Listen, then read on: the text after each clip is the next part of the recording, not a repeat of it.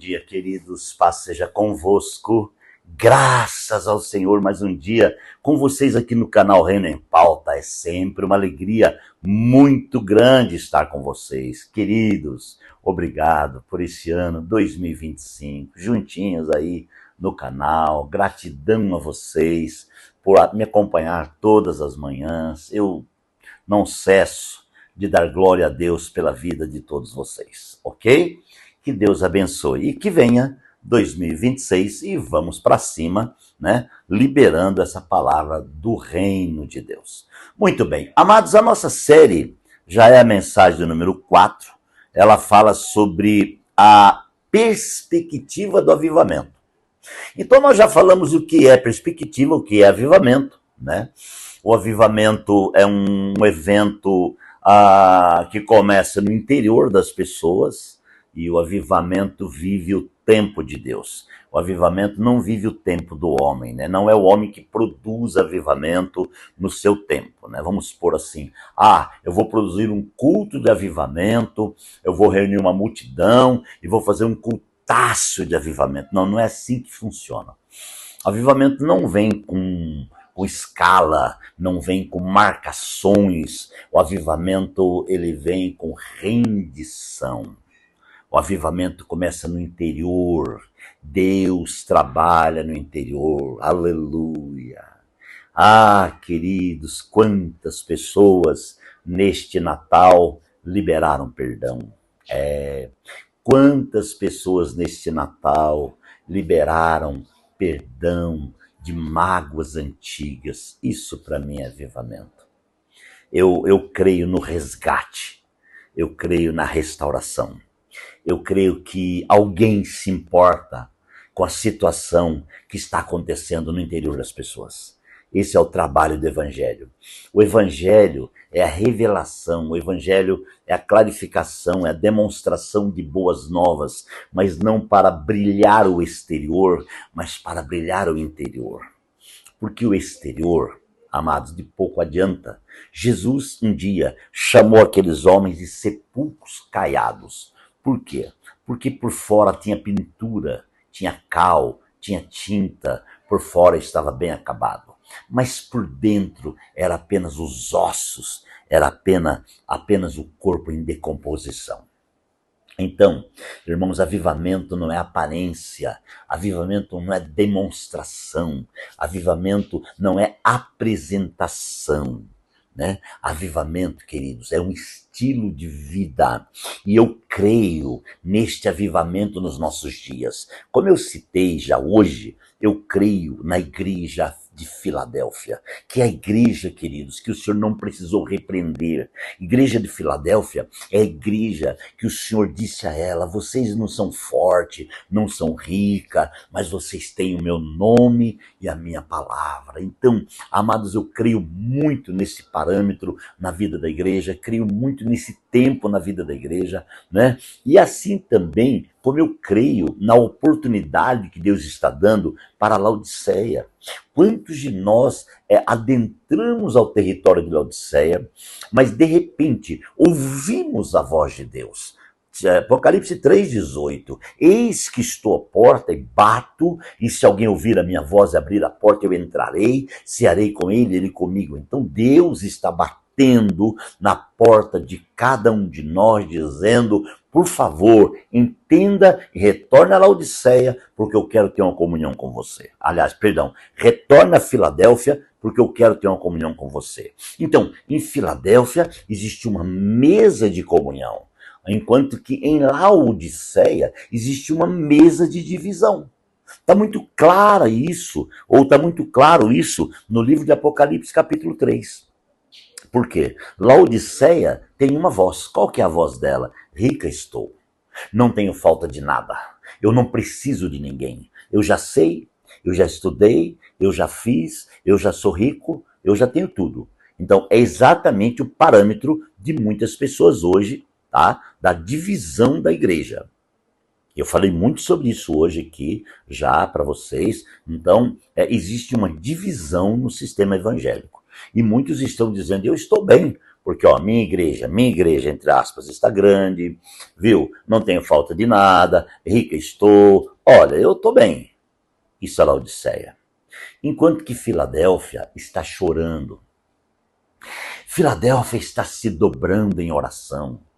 Filadélfia está buscando a cada dia amar com profundidade e viver a realidade do Evangelho.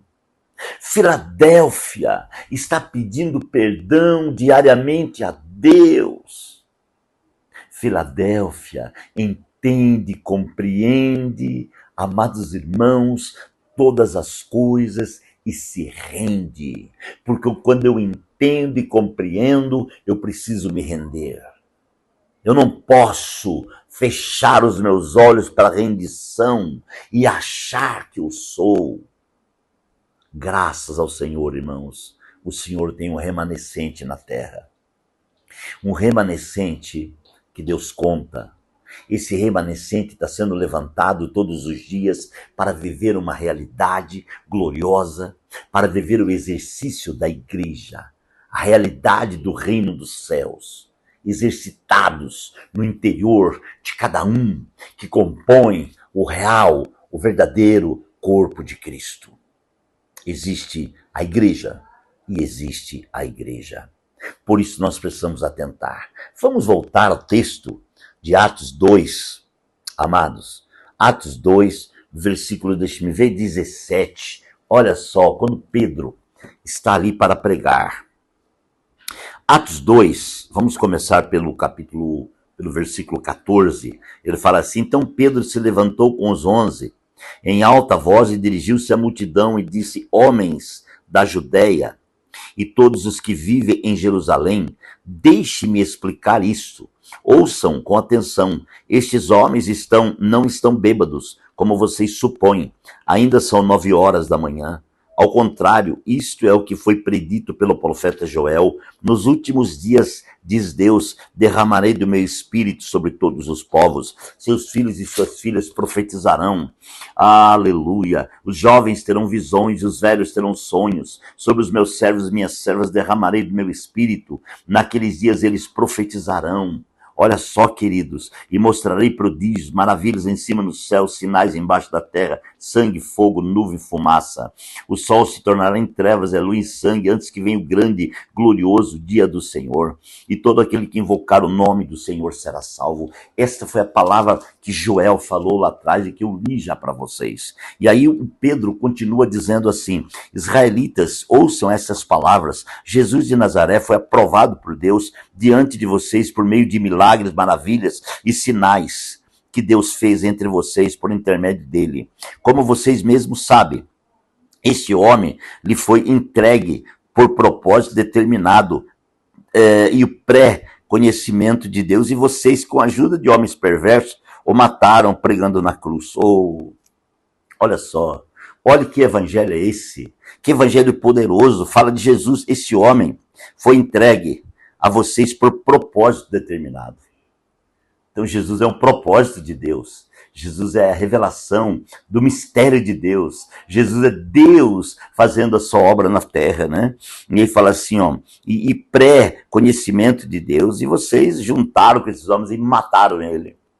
Mas Deus o ressuscitou dos mortos, rompendo os laços da morte, porque era impossível que a morte o retivesse. Aleluia. Então, amados irmãos, tudo isso aconteceu, mas Deus ressuscitou a Jesus Cristo dos mortos.